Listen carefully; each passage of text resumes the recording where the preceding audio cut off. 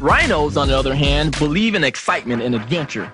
They thrive on the dynamic energy and challenges that exist only in the jungle. They couldn't handle the passivity and the mediocrity of the cow pastures. There's nothing there but grass and manure. Rhinos realize that on one side of the jungle is the cow pastures, and on the other side is the land of paradise.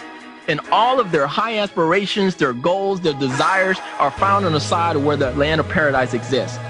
Rhinos realize that there's danger in the jungle. They know that reaching the other side will not be easy, but easy is not an option for them, because if success was easy, guess what? It wouldn't be success. It would be mediocrity. You see, it's easy to be broke, poor, miserable, unhappy, and overweight. It's easy to be bored and frustrated. It's easy to give up your freedom. It's easy to sit in the cow pastures and watch TV every day and wonder why you're not getting anywhere. It's easy to give up on your dreams, your goals, and your aspirations. It's easy to just sit there and listen to these tapes without completing the exercises. It's easy to just sit passively and watch things happen. Rhinos don't sit back and watch things happen, they make things happen. They don't wait for their circumstances they want, they create the circumstances they want. They don't focus on all the problems of life, they focus on the solution. Rhinos take action, massive action, towards the attainment of their goals. Rhinos realize the power of their mind, and they learn and utilize the tools and strategies that will help them get what they want out of life. And most importantly, they understand that even though taking advantage of the tools and strategies that exist today is great and powerful, it is even more powerful to get off their butts and take action. You see, with thought, what you want is brought to you, and with action, it is received. This entire concept of rhinos, cows, and the jungle is just a way to let you know that even though you apply these principles, and even though you apply the concepts and the strategies and so forth, it's not going to be a cakewalk to your dreams. If this was the case, then everyone would be in line to enter the jungle. However, out of 100% of our population, only 10% will enter the jungle, and out of those 10% that enter, only 30% of them would make it across to the land of paradise. The other 70% will either return to the cow pastures or die in the jungle. Therefore, only 3% of our population will ever make it to the other side of the jungle. The other 97% end up either dead or dead broke. They end up dependent on their friends, family, or the federal government for their main source of income. Now, if so far you've been bothered by this discussion of cows and rhinos, it means one or two things. Number one, you are currently a rhino in training who somehow is confused wandering around in the cow pastures. Deep down inside, you know you don't belong in the pastures, but you've forgotten where the jungle entrance is. Or number two, you have been systematically inbred and trained and conditioned as a cow, and you're wondering why you're even listening to this tape program. You may believe that all this talk about cows, rhinos, in the jungle is the silliest thing you've ever heard. And by the way, Wheel of Fortune or some other TV program is on and you should be watching it, you're thinking. Well, if you're a rhino in training lost in the cow pastures, don't worry, because you're right on track to get back to the jungle. You are most likely the one who either completed all of the exercises contained in the Creating Magic series, or you already think you know it all. Well, if you didn't complete the exercises because you think you know it all, that is probably the main reason why you're not accomplishing your dreams. That is probably the main reason why you find yourself lost in the cow pastures. That is probably the main reason why you're kind of lost and thinking, good grief, where am I? I'm not supposed to be here. If you feel that you are a conditioned cow, don't feel too bad, because at least you're still listening. That's a good sign. It means your rhino spirit is being released. And the more you listen to these tapes, and the more you listen to other tapes on personal empowerment and read books and go to seminars and so forth, the more your power is going to be released. The more of that genie that lies within you is going to be released, and it's going to be revealed right there in front of you. The key point to remember is what I said earlier in this tape. Everyone, and I do mean everyone, is born with the spirit of a rhino, but most of us are trained to be cows. I say this because we all came here with an incredible drive. After all, we won our first race. Let me explain. You see, we had to outswim millions of other sperm in order to be the first to get to and fertilize the egg. It was an uphill swim, and we made it first. As far as I'm concerned, everyone that exists on this planet has the rhino spirit deep inside of them and is a winner. It's just that some of us are more brainwashed than others. We are brainwashed to believe that we can't achieve, that we can't have all that we really want, that we have to be mediocre, and that the best way to deal with our situation of being broke and miserable and unfulfilled is to understand that we will get all the greater things in life when we're dead and go to heaven.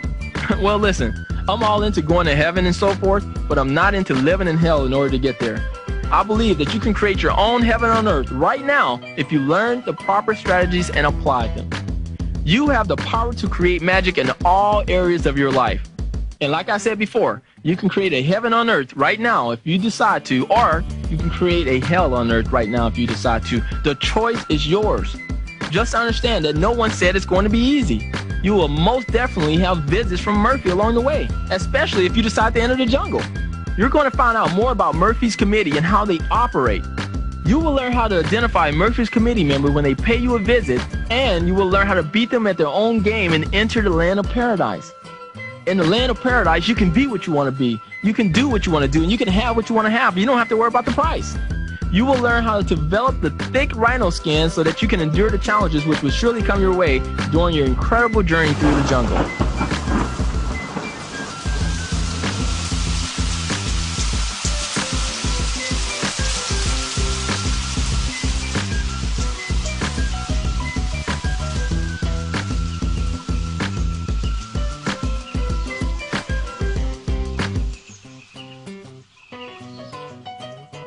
Okay, everyone, we're back. I apologize for the slight interruption there. I know the thunderstorm, it was kind of difficult to talk through all that, but this happens frequently when you're in the jungle, and there's a lot of other challenges that take place also.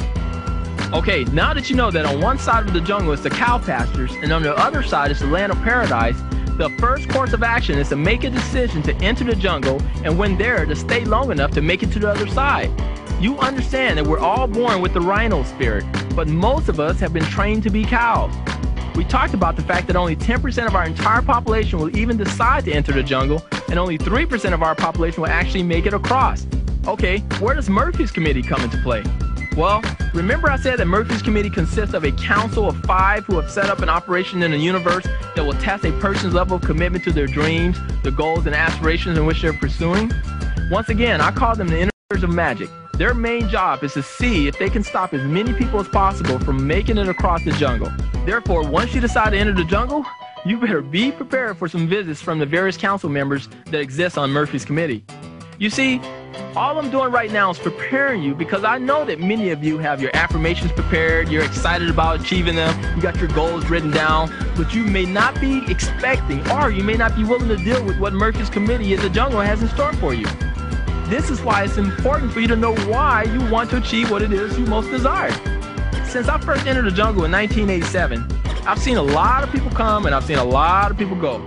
Some last longer than others, some re-enter the jungle at a later date, but many of them become what I call COJs, casualties of the jungle, never to return again. I mean, they accept the slow-paced mediocrity of the cow pastures for the rest of their lives. Murphy's committee got the best of them. Let me share with you some of the tactics and some of the tricks that Murphy's committee may pull on you in order to get you to exit the jungle. Murphy number 1 usually sends your family and friends after you when you first enter the jungle. They try to tell you to return to the cow pastures where it's safe and secure. They tell you that, look, there's a lot of real jobs in the cow pastures, and they warn you of all the dangers of the jungle. They tell you that there's no regular paycheck in the jungle, and by the way, there's a greater risk of disease in the jungle, and there's no medical benefits there. So you definitely want to make sure you get back to the cow pastures and get your medical benefits. And they tell you all of the poor souls who failed miserably in the jungle, and maybe a couple of them are COJs, casualties of the jungle.